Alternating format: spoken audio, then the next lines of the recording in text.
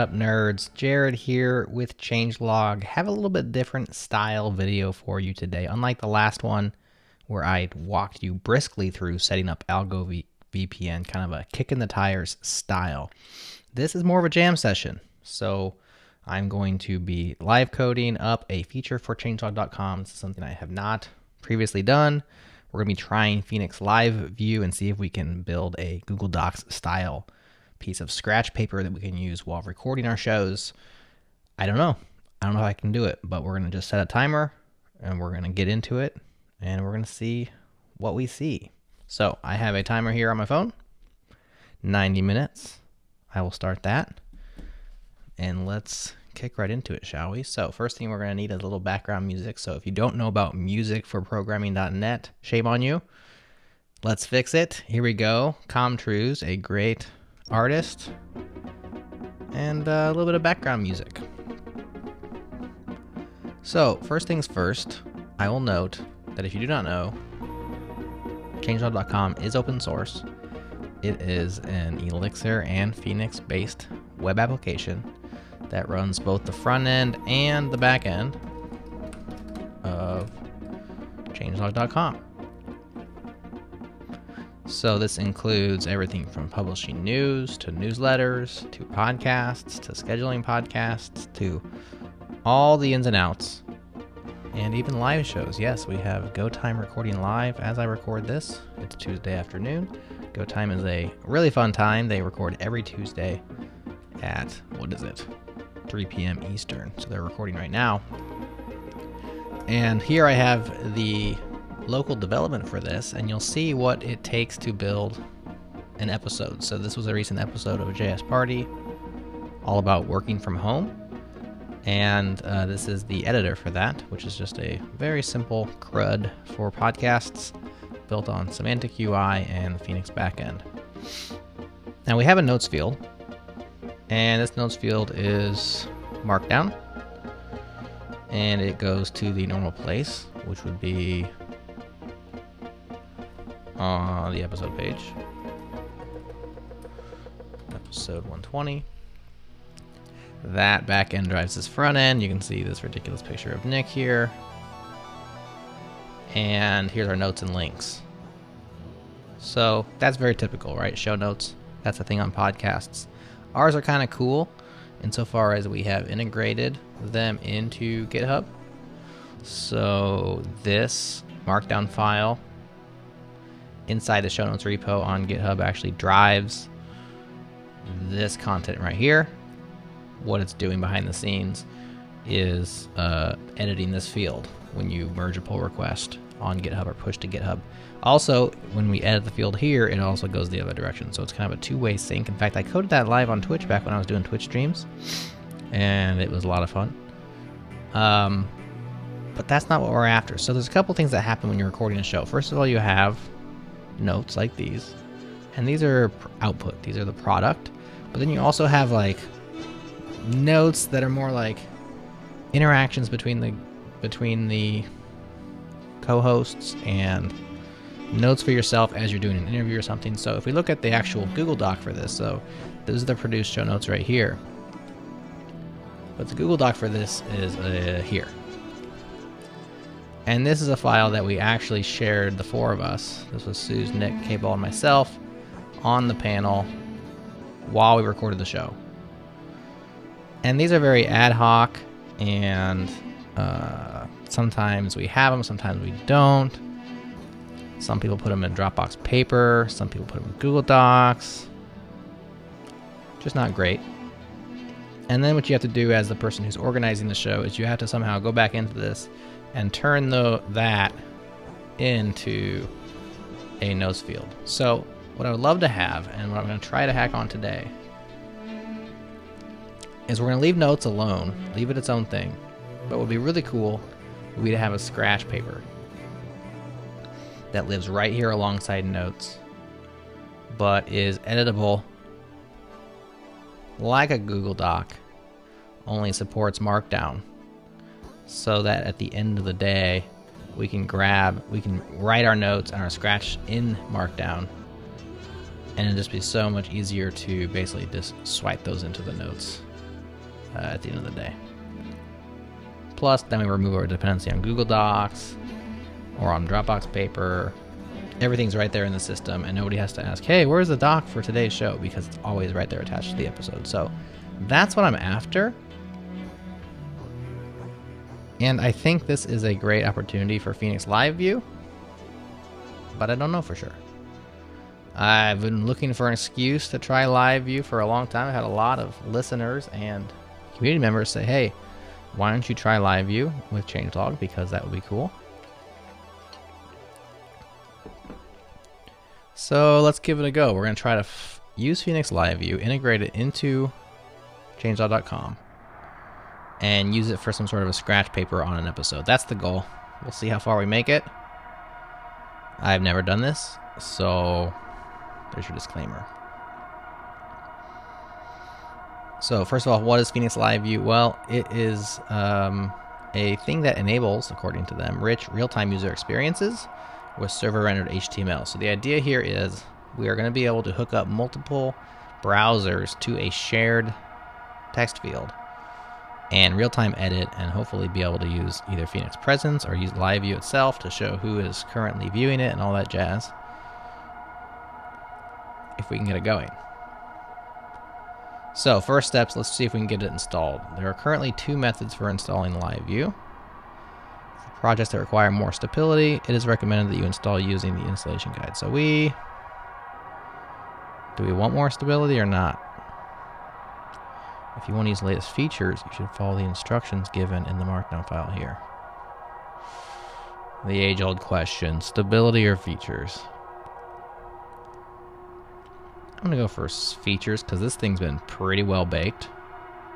And my guess is the stable stuff is probably similar to the bleeding edge.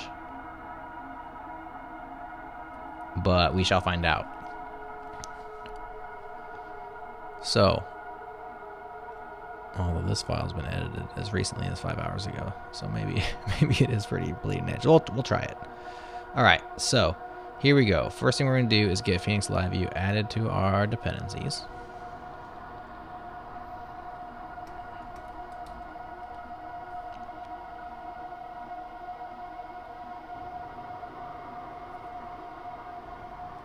And I think I have some test stuff here at the end, so I'm going to drop it in right before the test stuff.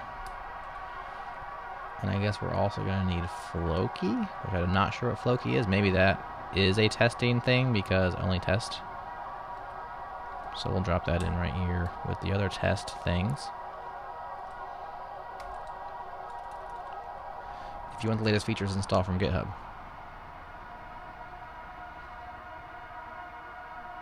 Oh, I think we want the latest features. Why not?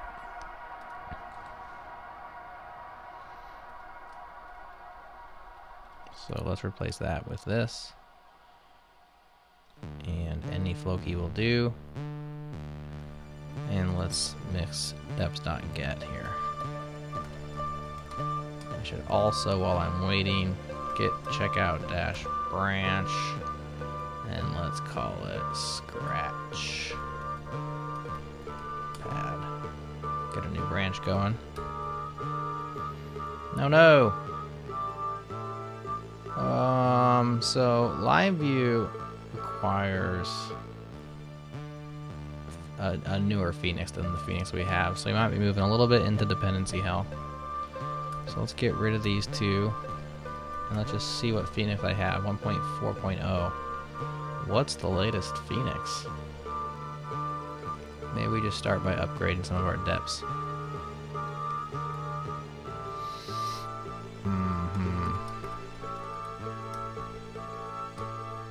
Let's see what Phoenix is on. 1.4.16. And we're on 1.4.6. So just a few patch versions behind. Shouldn't be too hard. Let's try that. So let's go 1.4.16. And see if that works. Okay, updating other things. Let's see how much stuff's actually outdated here. Is that the, or maybe it's hex.outdated. It's been a while since I've actually run this.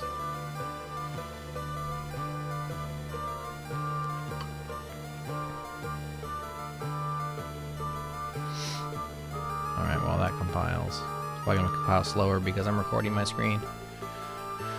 While that does that, let's go back to the docs here and see what our next steps will be. So once installed, update your endpoints configuration to include a signing salt. You can generate a signing salt by running next fix phoenix.gen secret.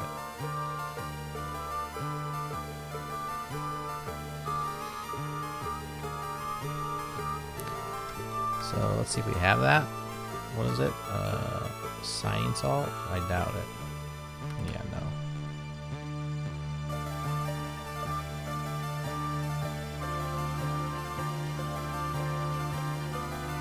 I should have known that my computer would run slow if I'm streaming or I'm recording while this happens. Okay. So what do we have here in our config? Changelog. Endpoint, yeah, so it's going to be right in here. Here's my regular secret key base. So we're going to add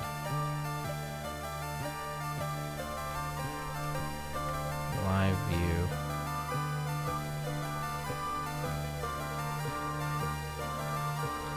Signing salt.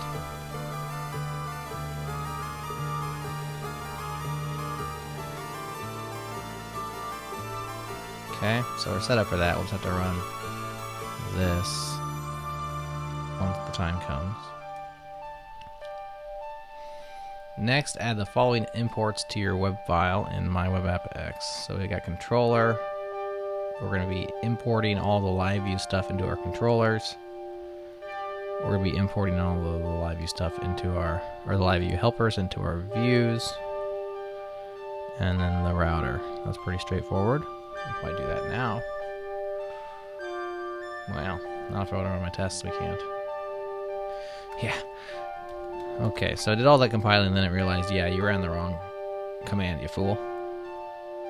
Okay, so we're pretty old on a few things here. A lot of easy upgrades. But not something I probably want to dive into, or we're never going to get there. So now we got this at least. Let's make sure our tests passed. Just by upgrading Phoenix from 1.4.0 to 1.4.16.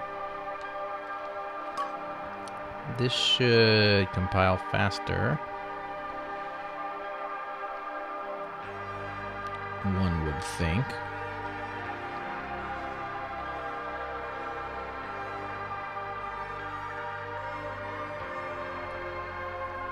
Okay, let's continue studying up here. So after we get all of our stuff imported into our various modules, we want to add a fetch live flash plug to our browser pipeline. Okay.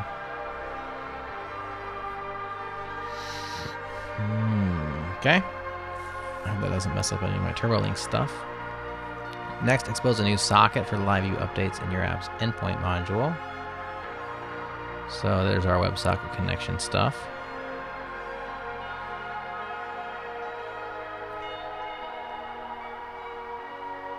Come on, baby.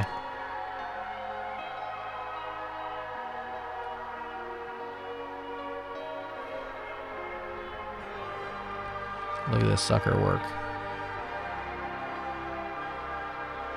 Well, there's a tester running. These DB connection errors I keep finding happen most when the system's under load, like it's some sort of race, and they get disconnected. But all the tests pass, so that's good. Alright, now let's try to install these two things. Make steps.get again. Let's see, this requires Phoenix HTML needs to be updated. So Phoenix HTML is 2.11 and it requires 2.14. So what version do we have there? Phoenix is here. Phoenix Ecto. Phoenix HTML. So we can probably do that. Pretty straightforward. 2.11. let's do 2.14. Run it again.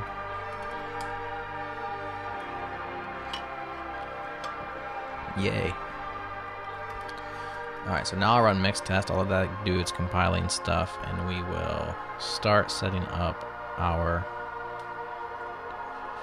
controller junk. So changelog web. This is the module that gets imported into various other modules when they use it. So you'll see, for example, if I look at give me a controller, episode controller, you'll notice our episode controller uses changelog web controller, and then it inherits all this, everything in the controller function. So it's picking up a bunch of stuff, and I have a few functions that I've defined in here as well, even though they tell you not to do that, but shh, don't tell anybody. Still running. Let's go ahead and grab that. Okay, get a secret. So that didn't break anything. Here is our secret. Shh. Don't tell anybody. And well, it's not really a secret, it's just a salt anyways. Salts don't have to be secrets, they just have to be unique. Because their purpose is in breaking rainbow tables or pre-computed hashes, not altogether stopping brute forcing.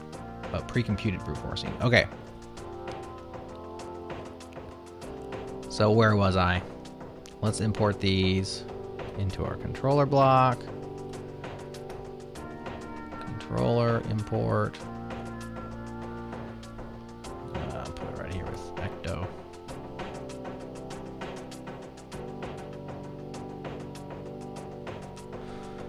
And in our views, we'll get the helpers. Now I have admin views and public views, which do slightly different things, because really our application is sort of two major contexts, which is admin and public. And we're going to be using this in the admin context.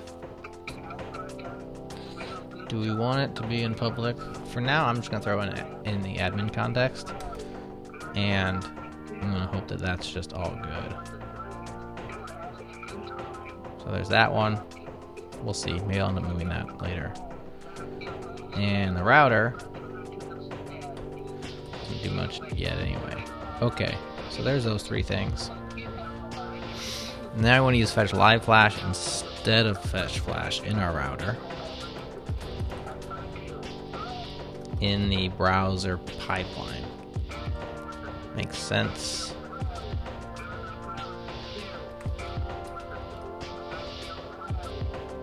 Okay. Now we expose our live view socket. I don't think this needs to be changed at all. Where are they throwing that? Just anywhere? Use Phoenix endpoint sockets. Oh, there's socket slash socket. I bet that was the old one. That was probably auto-gen. So let's get rid of that one.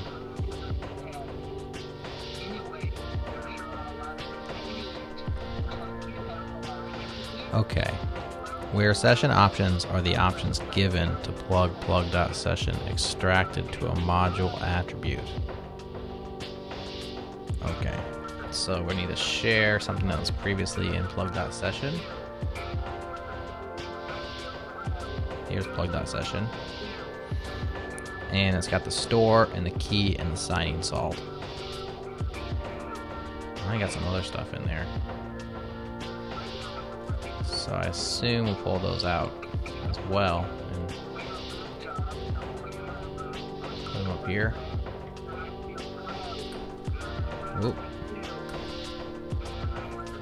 Pull these out.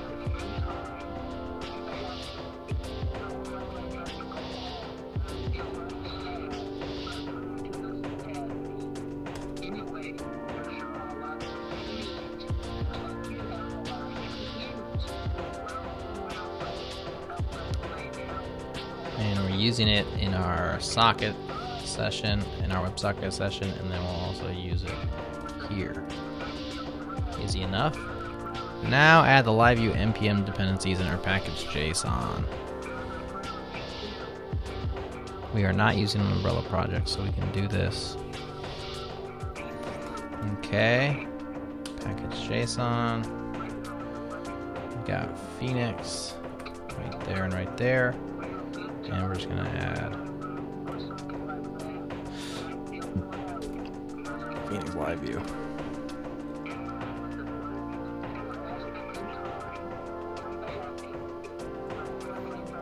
We're not using an npm. I think we're using Yarn here.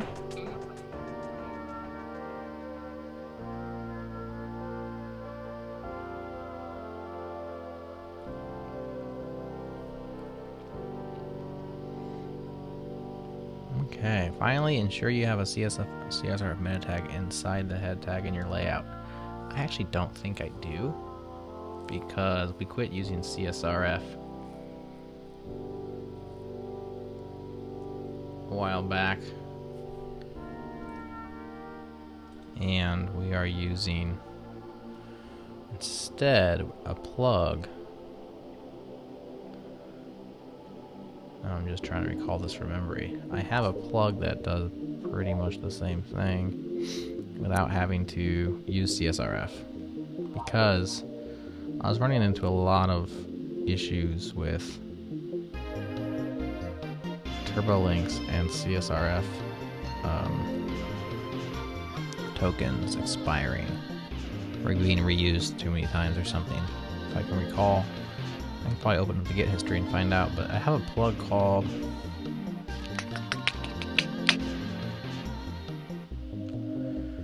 maybe it's just my connection plug, Git agent. I'm trying to remember the CSRF scenario.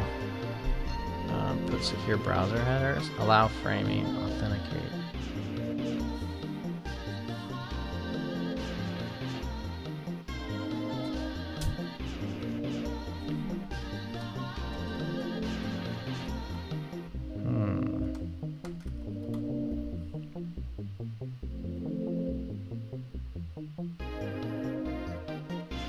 There's some sort of header we're using instead.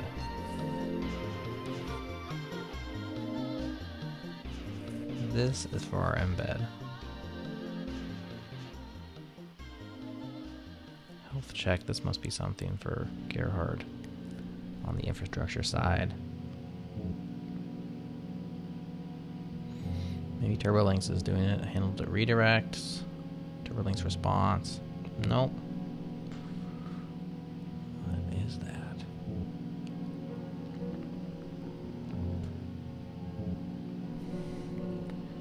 Let me just search our Git history real quick for CSRFs.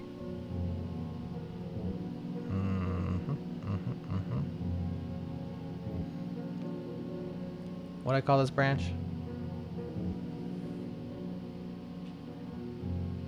It's not there. Refresh this or something? Doesn't really matter. Let's go master and search for CSRF.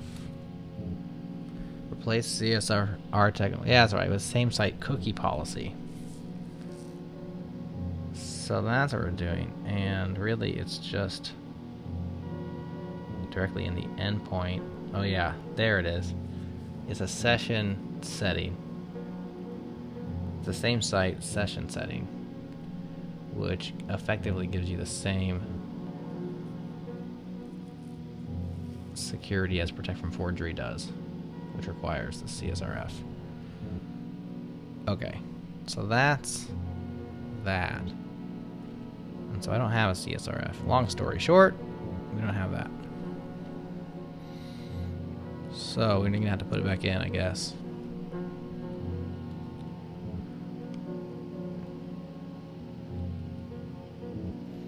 And all right, there we go. I think that fixed it. Okay, where was I? I was talking CSRF meta tag.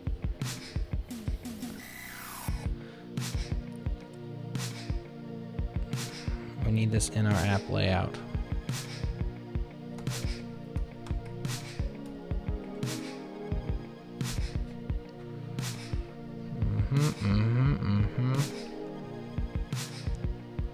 Just put it right here at the bottom. I think that might actually fail because I think I need to require that.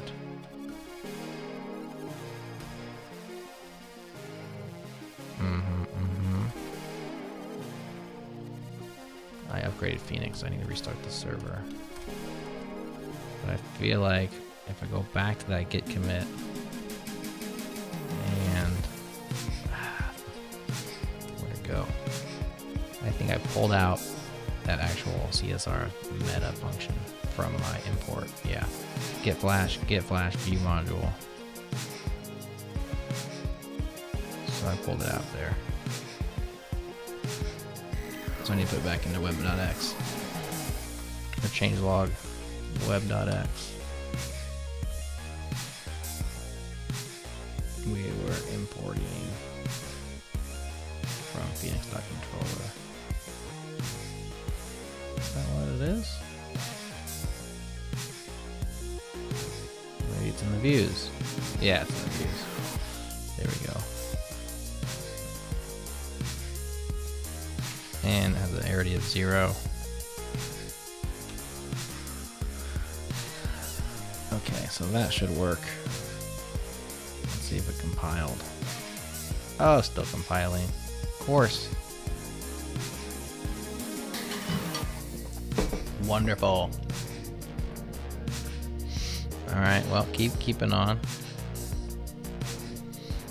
While it compiles. So we got that. Oh, it needs to be before that. So where's my script include? Right there. So let's throw that in before that. Okay. And now we need to enable connecting to a live view socket in our app.js. So import socket, import live socket.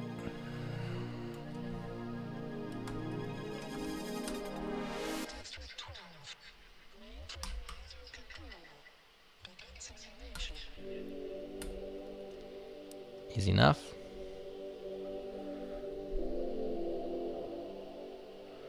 And for now, we're just gonna. Actually, you know what? This CRS needs to get in our. Is our admin a different layout? I think it is.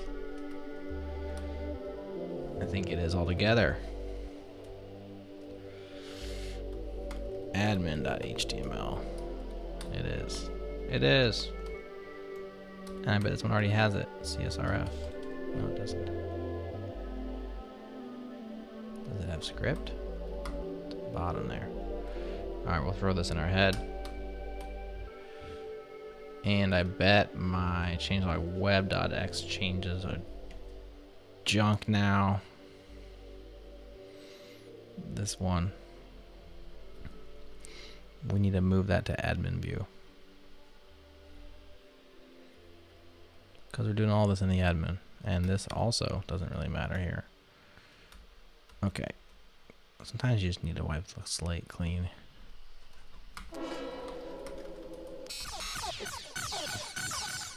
So, yank that and go in admin view. There. And then admin.js.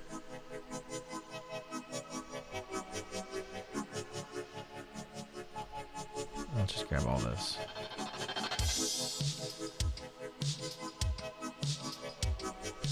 Okay, so we include the CSRF, we grab the CSRF token, and then we make a live socket, which connects to our /live route and passes it the CSRF token. And then we connect, and then we just expose it so that we can have access to it. So really we can grab all this for now. And just plop it in here. And I'll leave the import separate because even even though I'm just kind of spiking this out. I don't want it to all be one yucky thing. Okay. So there's that. Let's see how we're doing over here. Cannot import because it's undefined or private. It doesn't have comment view. That must have been the attempted page load before.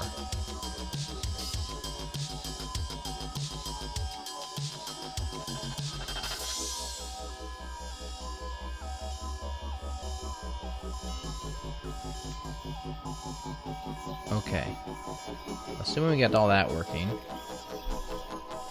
LiveView no longer uses the default app layout. Instead, use put root layout. Note, however, that the layout given to put root layout must use inner content instead of render, and that the root layout will also be used by regular views. Therefore, we recommend setting put root layout in a pipeline that is exclusive to live views. Check the live layouts section of the docs. I'm not sure I'm tracking that on first read. Instead of using the default app layout, you need to use put root layout, but that cannot use render. Okay.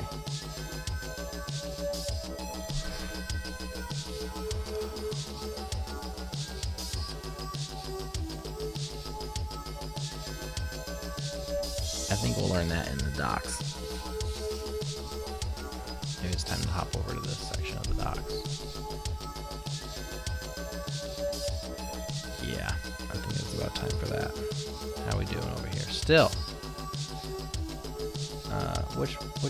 Where is it? Admin episode request view.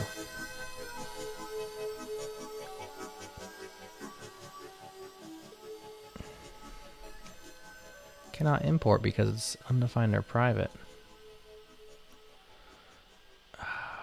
Why? I'm gonna go back to that commit again. I keep losing it. This thing will not hold its positioning.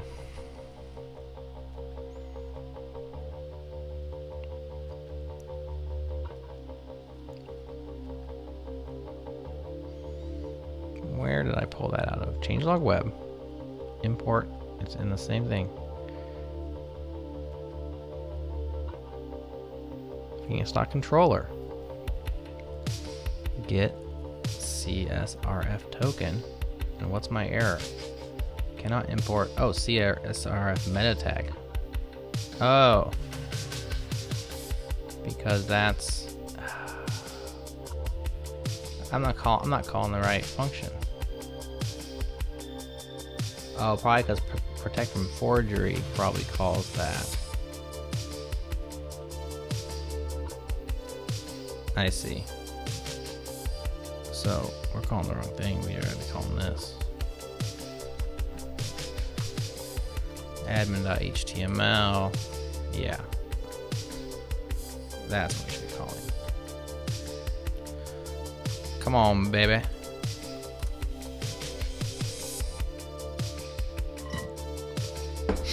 Let's compile this sucker.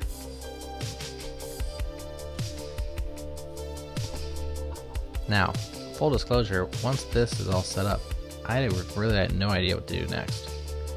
I mean, I feel like maybe the best path forward is first to just create... Where else are we calling that? Is I calling it somewhere else?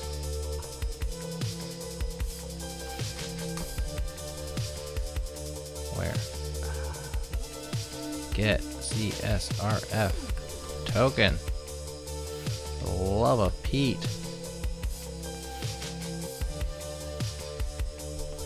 I think I want to just do this in isolation. Like similarly here, they have like just a slash dashboard route. And I almost feel like we should just have like a slash scratchpad route. And try to get it working somewhat before integrating it into an actual podcast admin. That's my That's my hot take on that.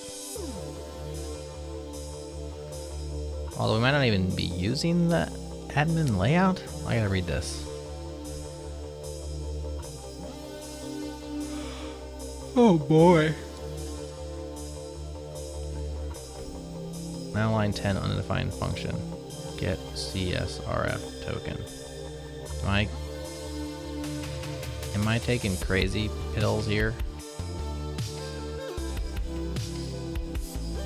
Layout view. Admin line 10. Get CSRF token. Get CS.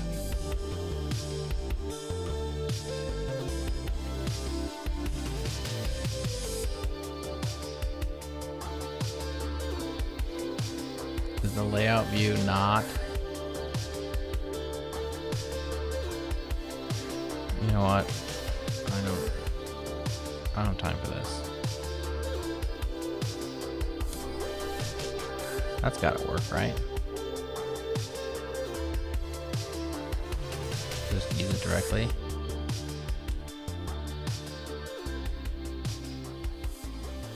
Every time this thing loses this place. Come on, man.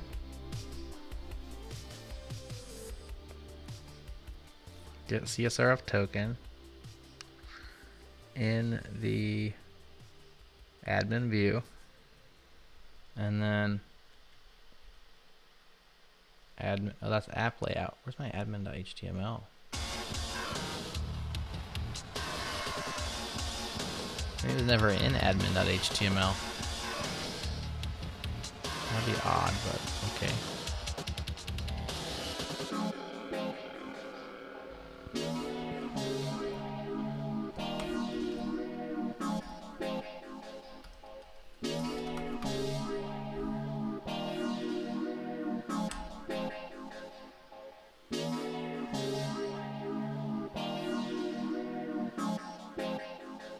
I can't remember if there's actually an admin view or if there's just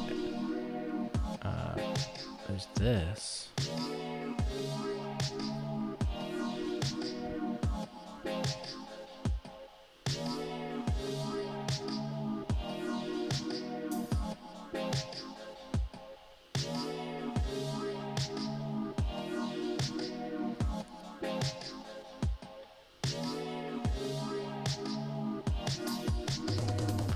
Trying to find an admin view, don't see one. Well, at least Webpack is watching the files now.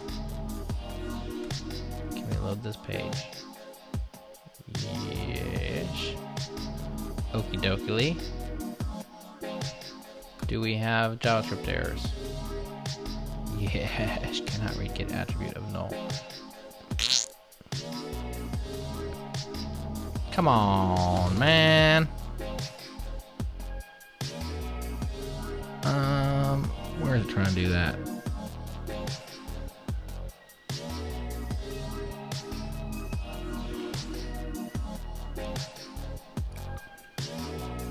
Probably where it's trying to load the, yeah, of course. Because there's no CSRF token.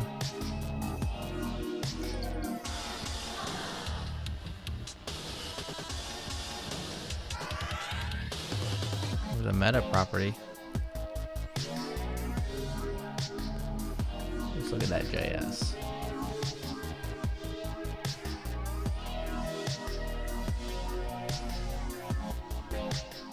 Is it a matter of order?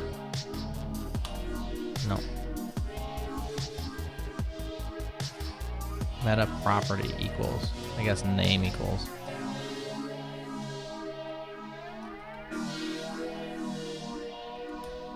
There you go. Fix it, baby.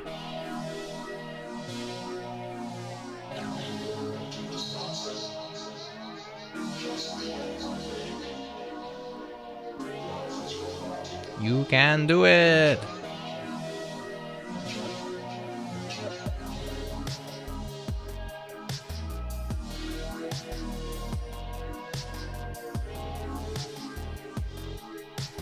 Oh, come on, y'all. Unbearable.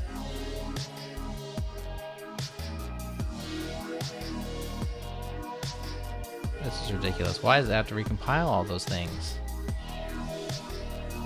I guess because I just edited my JavaScript that time. Do we actually get a reload? We did, and we still can't get it.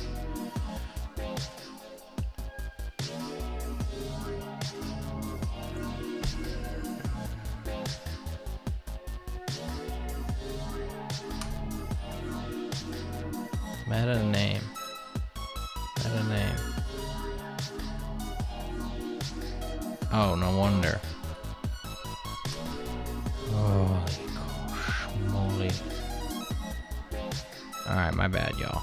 You're probably yelling, screaming into your pillow on that one. Okay. Do we have a live socket? We do. Looks good. Ish. Okay. Let's call that done. Let me get a commit in here because that was a fair amount of work.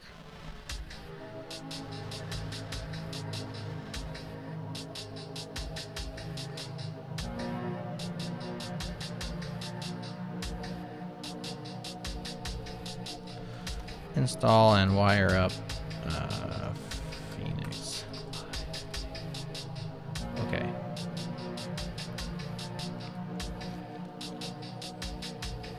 Now what? When working with live views, there's usually 3 layouts to be considered. The root layout is used both by live view and regular views. The app layout is the default application layout, which is not included or used by live views. And the live layout. This is the layout which wraps a live view and is rendered as part of the live view lifecycle. So we got root, app, and live. In our case, we have what?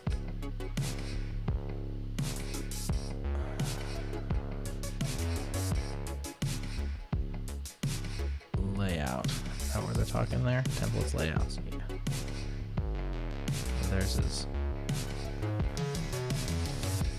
There's his plural. Root. So we have app and admin, and then email. So we do not have a root. Oh, excuse me. Nor do we have a live. The root layout is shared by both app and live.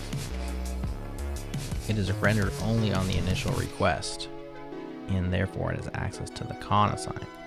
The root layout must be defined in your router. Okay. Well, let's put it in our router.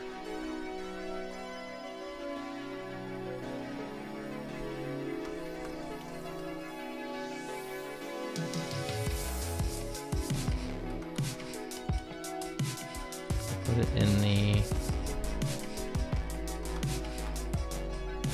Put it in the admin here. Here's where we tell it which layout to use, and it uses the regular layout view.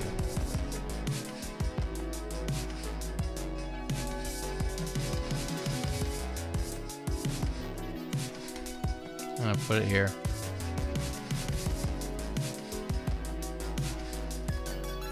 Okay, and my admin pipe. If we look at /admin, we're going to see it's using browser and the admin pipelines. So we should get these, and we should get this. So we should be good there. Okay, alternatively, the layout can be passed to the live macro. That's all right, we're good. If you want the root layout to only apply to live views, I think that's fair. You can pass it as an option.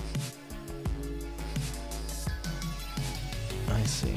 If I put in an admin, then all the admin are going to get it.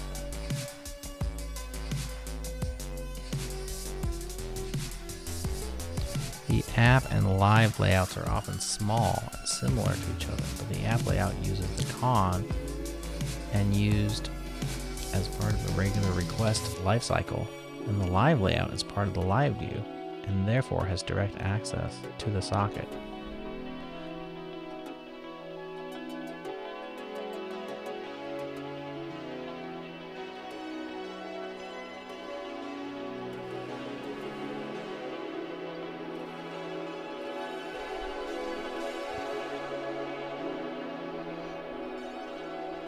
Well, they're kind of losing me because of my admin disconnection there. So my admin will be the same as their app.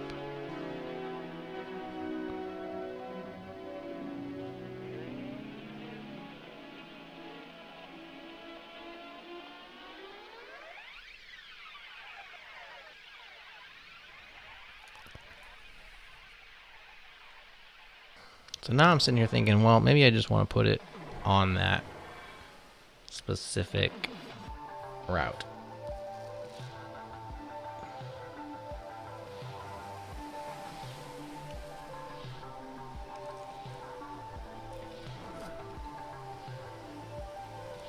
I don't know what goes in the root layout versus into the app layout. Why does it say the app and live layouts are often small and similar? But the app layout uses the con and used as part of the regular request lifecycle. And the live layout is part of the live view and therefore has direct access to the socket.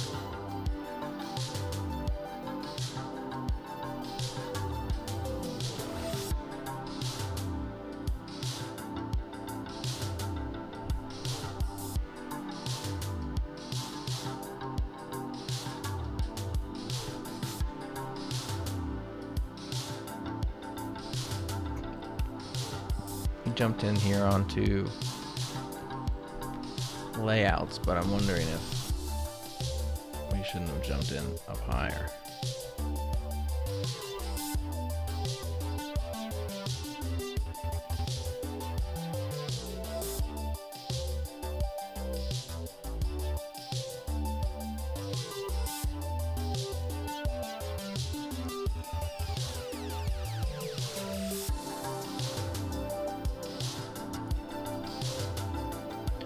Okay, so live view start off normal, which is good.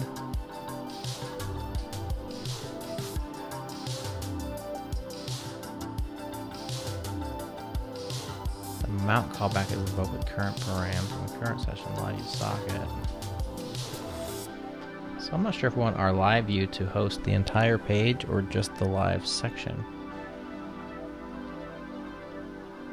Sounds like it renders normal and then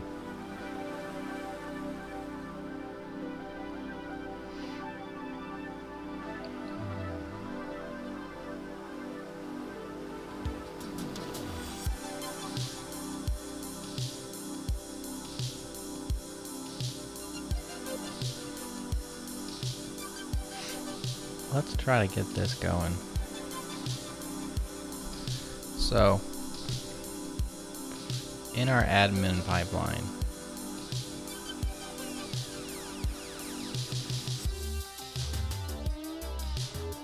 I feel like I need some example code. I just don't know what goes in which layout.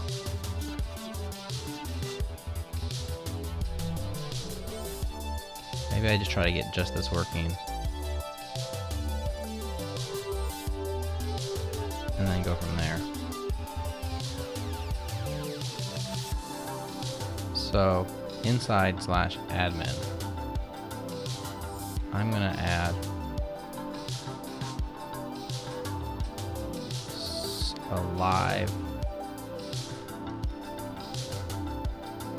I'm gonna add live. We're gonna call it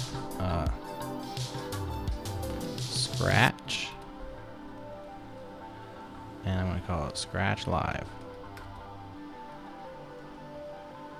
Okay. Then I'm going to create a module. Controller module. No, it's a view module. A live view module. So we're going to go up to here. Changelog web. We're going to create a view. Now we're going to be in our admin. Create a view. Call it Scratch. Ah. Come on, VS Code. I'm editing you. Scratch live view. Okay.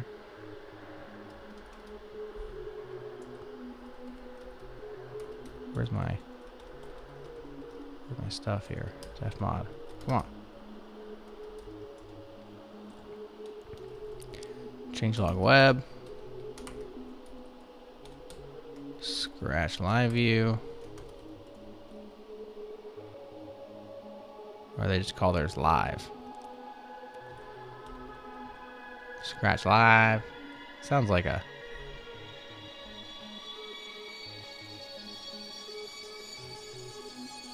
I'll call it Scratch Live View. Scratch Live sounds like a game show or something. Like HQ Trivia Live, which is back, by the way.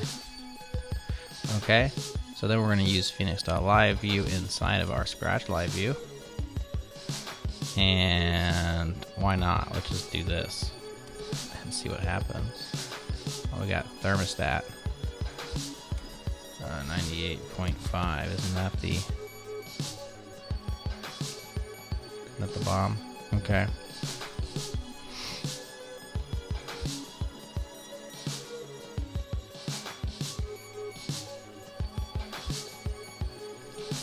You can also live render from any template.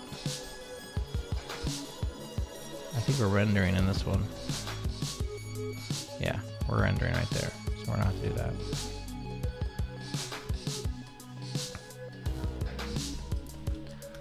So now I just have no idea what's going to happen if I go to /admin/scratch.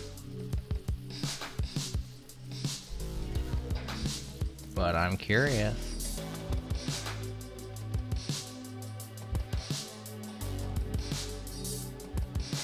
Yeah, that user ID might come back to bite us if we don't have any authentication in our pipeline. Although that pipeline does have the auth in it. So this isn't actually a thing. So yeah, we might fail that.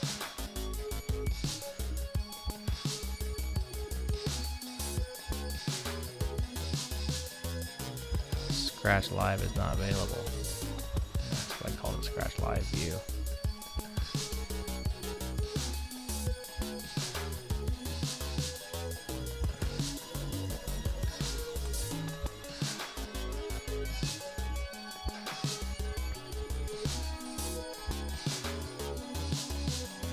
Scratch Live is not available. Oh, it's admin. I gotta put it in the admin module. Okay. Getting there, getting there, getting there. Okay, what are we looking for mount? Yeah, we're not matching it because our actual, we have ID. I think all we have is user ID or something.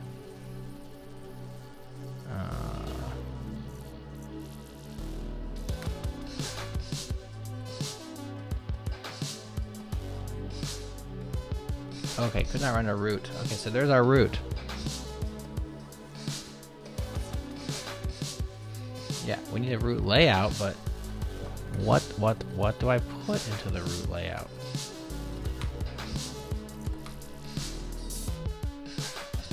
That's not the right docs, Jared.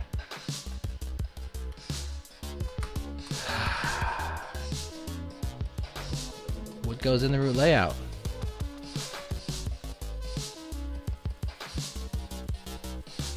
You know? So now we need some sample code. So let's go back up to Phoenix Live View. No, I'll get up. I hate that. Oh, there's an example right there. Alright, and let's see what goes in the stinking layout. There we go. App, bear, game, root layout. Okay, so the root layout seems like it's like pretty much everything. So my admin.html needs to become root, maybe.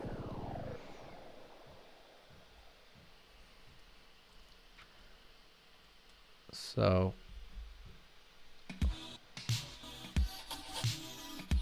here Maybe we'll have like admin root and app root. But this has a lot of stuff in it. And then it's basically calling render here. Theirs is calling inner content, and then what does their app look like? Okay. So their app just contains the inner content maybe, and then what does their live look like? All it has is a nav and a div.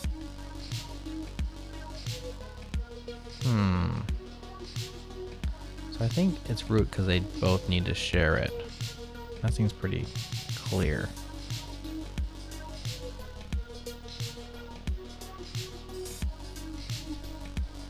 So maybe we rename admin to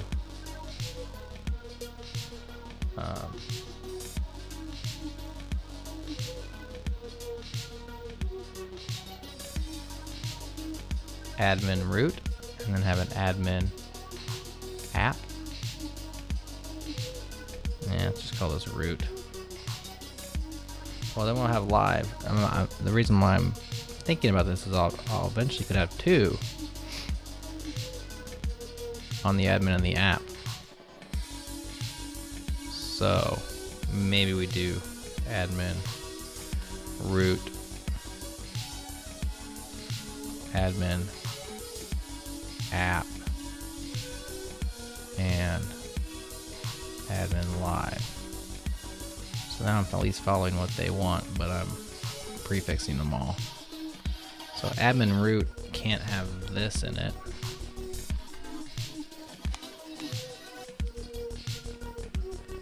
I'm not sure about this even. No, that's got to be in there. So instead of this, we'll call,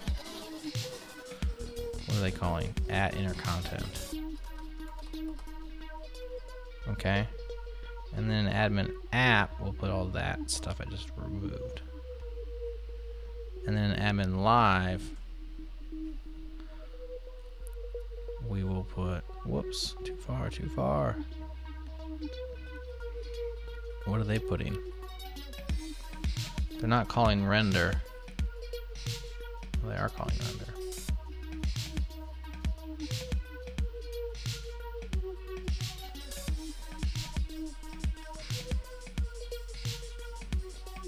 What does this say about it?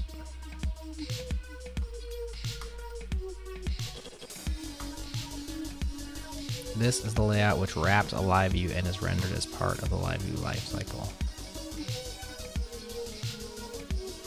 So you can define a new live layout with dynamic content. You must use inner content where the output of the actual template will be placed. So for now, I'm just going to put that here.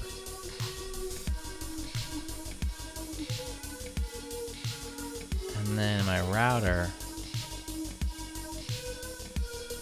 in my admin, put root layout, admin root, and then put layout, admin app. Do they have both of those? Let's go back to their example and check out their router.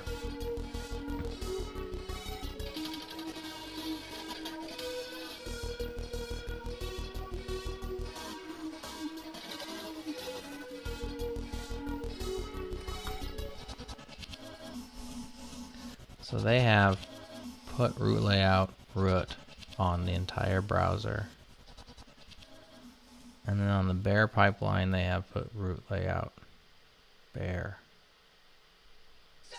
And then put root layout game. Are these input layout at all? No, they are not.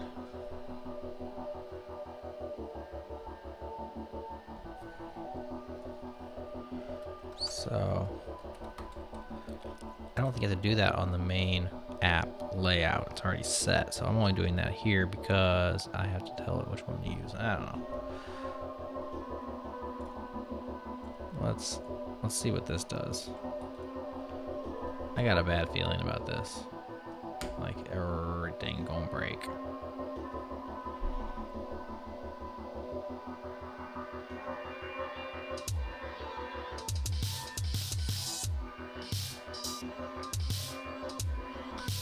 and brake very slowly.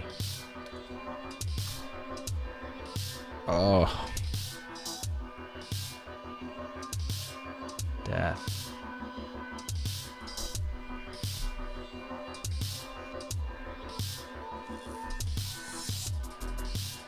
Phoenix controller not found.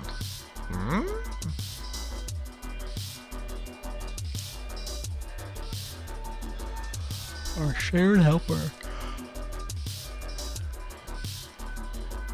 Oh, our shared helper is wondering what the controller is, and this is not a controller thing. This is a live view thing.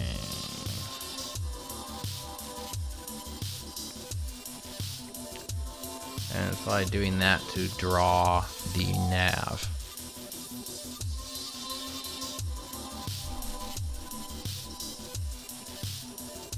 So the nav must be part of the admin HTML.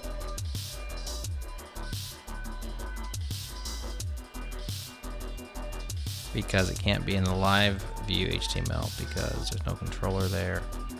So there's no way to figure out where you are in the nav.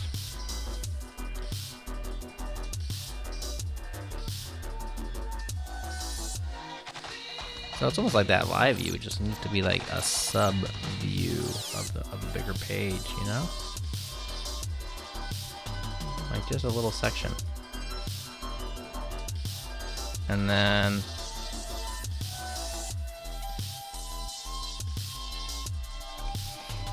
let's go back to the docs.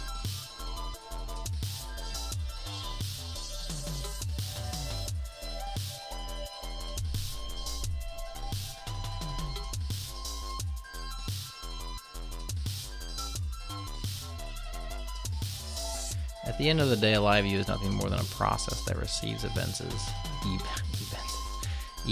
as messages and updates its state. The state itself is nothing more than functional and immutable Elixir data structures. Blah, blah, blah. A live view, yeah, I started reading this. You begin by rendering a live view typically from your router.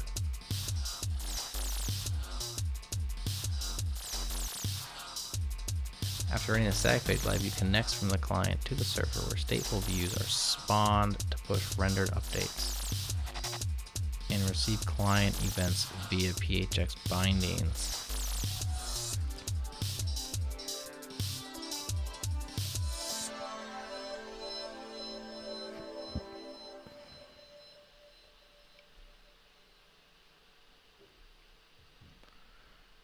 You can live render from any template. So maybe that's what I needed to do.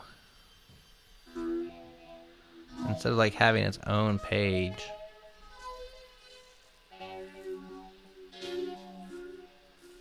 you're just live rendering like a subsection.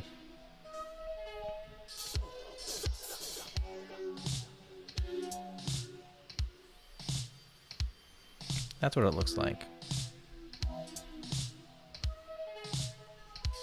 So I think maybe I've been approaching this the wrong way, and maybe I need to not think of it like you visit /scratch and then it hits your deal.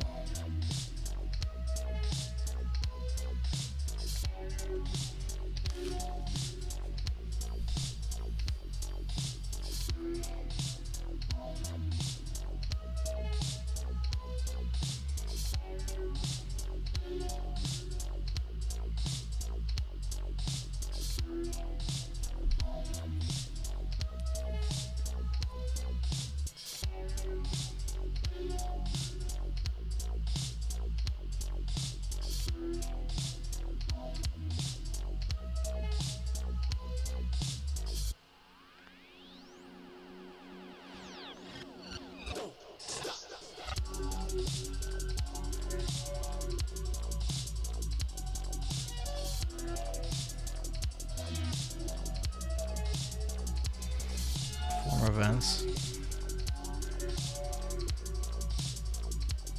Handle form changes.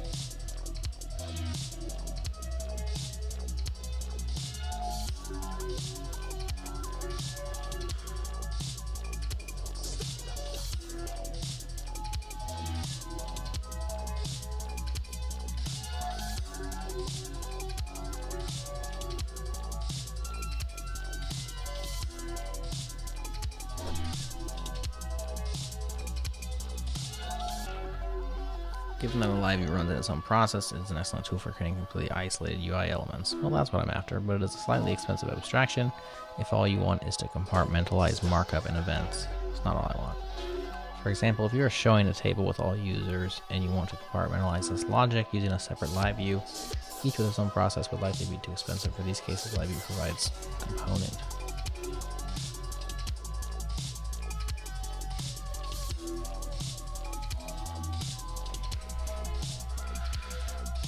Okay.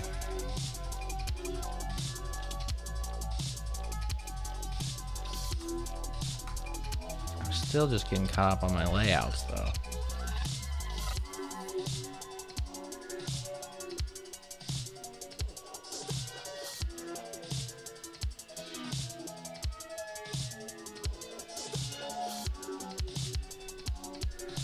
So you wouldn't get admin Scratch directly. You would just get, go back to like our page.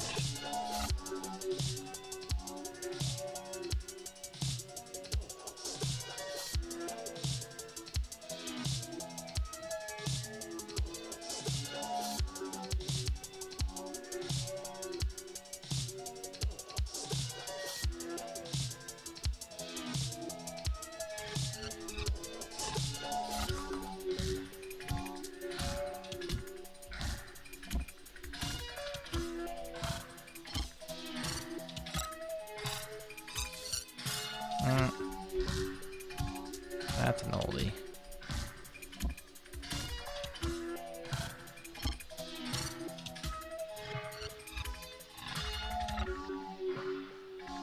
So if we go back here,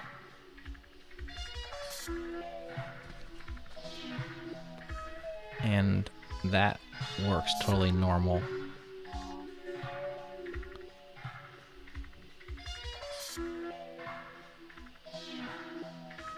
Indeed. Okay. And then we go to, so admin episode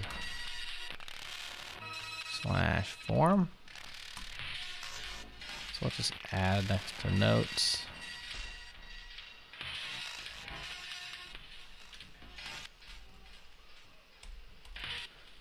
Scratch. And then here we're going to render a live view. Maybe.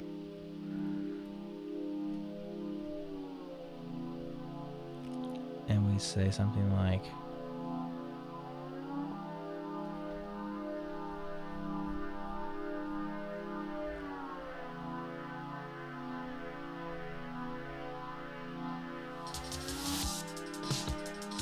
live render.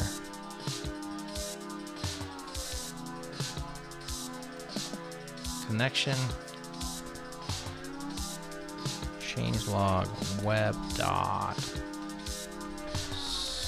scratch live, and this is just going to render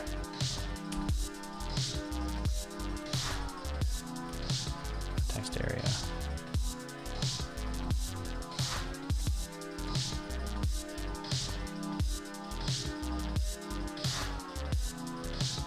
And why not? Let's see if this actually gets passed.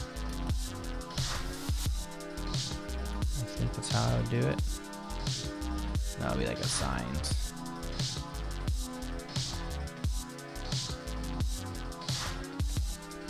So what happens when I do that?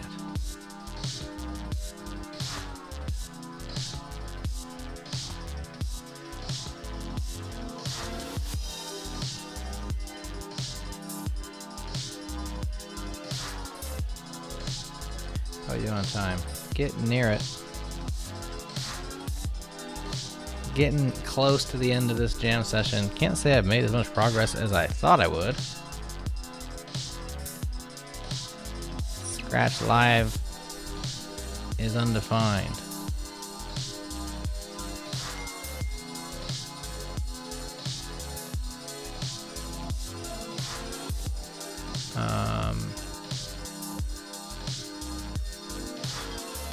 I think I need to do admin. Yeah, I need to do admin.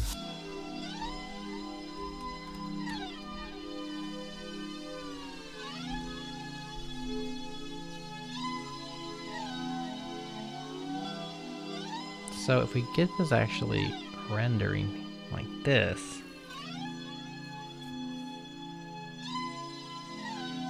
the next step would be to somehow get this text area event handling going,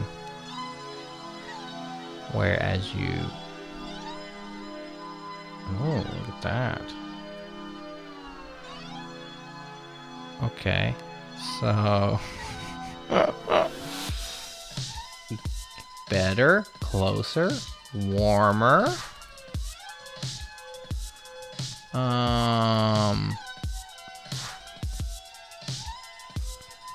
Or you can live render your view from any controller. Oh, I could just do it. Okay.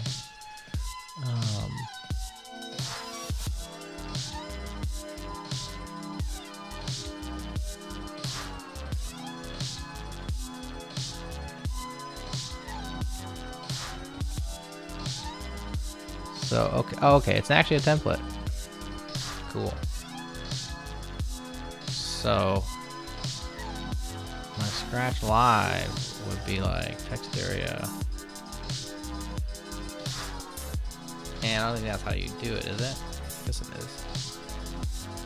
You just say temperature.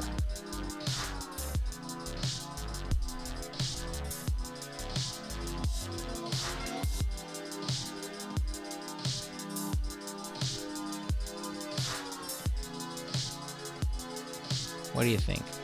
Is this gonna work?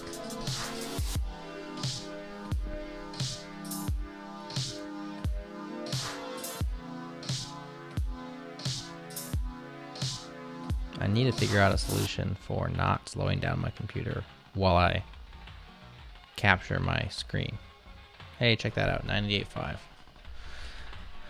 Okay, so I'm starting to get it.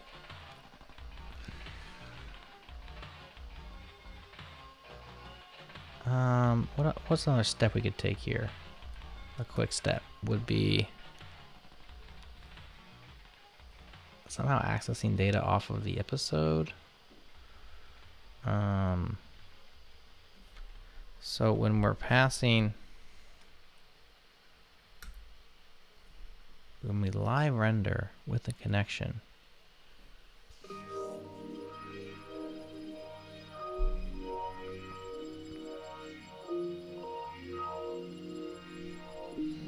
all the data in the live view is stored in the socket.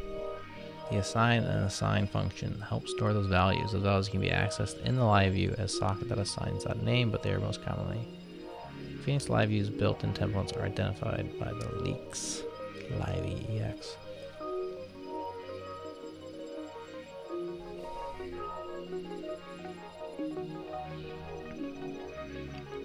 A good next step would be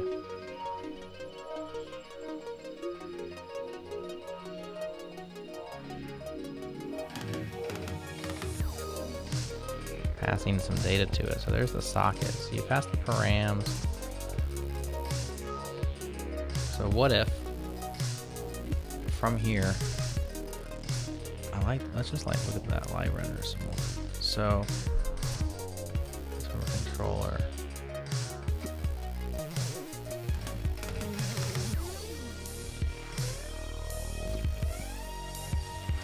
you can pass the session, choose this string keys.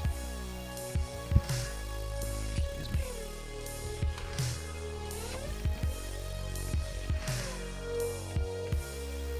I wonder what other assigns we have here. So so we have episode, probably.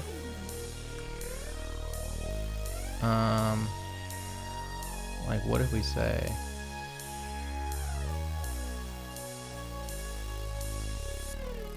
params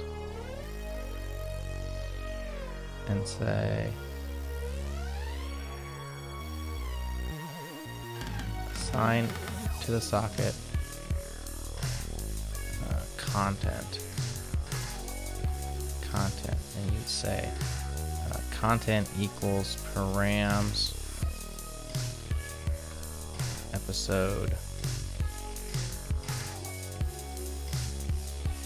notes. What if we just use the notes? I'm not sure if that's how you access that by any means, but it would be a step.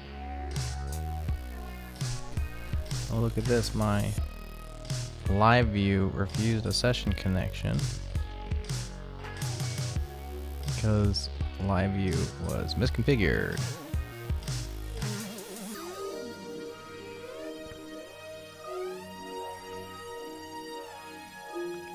Put that on the to-do list. Yeah. Not mounted that router. Yeah, I probably should have. I know I overstepped my bounds there. I probably should have just done.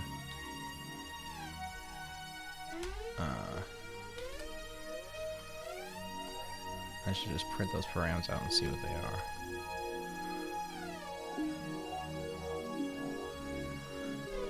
Let's see what goes there. But the next step would be to get some of that data through. Get data from the episode, passing back and forth to the live view. And then obviously fixing that connection problem. Fix the connection problem. Make some notes in case I want to do another step here. So next steps. The first one is fix live view refused connection. Okay. After we do that, then we want to find a way of passing episode data between, let's say, yeah, to the live view. Then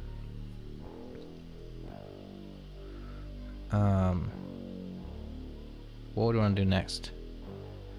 After that, I think it makes sense to connect to the add event handling around text area edits. Ensure this all works with multiple connected clients. Then we would want to find out how to reasonably persist those edits to the database. Then we would want to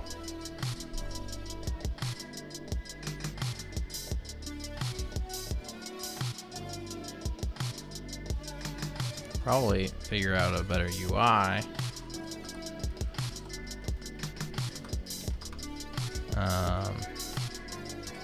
Like renders markdown, goes full screen or something, etc. Something like that.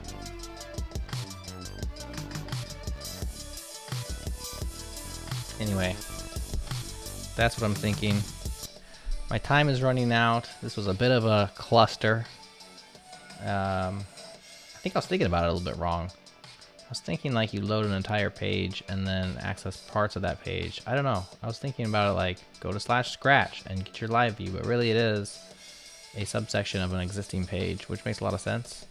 And so I think it's going to be pretty straightforward from here to take these steps and get that text area multi-editable and go from there. There will obviously be roadblocks and bumps along the way. That being said, that's what jam sessions are for. Experimental, think of it like a spike. Trying out something new, trying to push the needle forward or move changelog.com forward for us at the same time as producing a little bit of something that may be interesting to come along on the ride. So if you enjoyed this, you thought this was a cool jam session, you'd like me to do more of these things, please comment below or hit me up on Twitter at Jared Santo or comment on Changelog News. There's a gazillion and one ways to get a hold of us. Let your voice be heard. If you would prefer not to have this format of videos, hey, let me know that as well. I accept all forms of feedback, both positive and negative. So that's a jam session for today. And maybe we'll see you next time. Maybe we won't. But if you're interested in getting this figured out with me, do let me know. And so I'll do another one.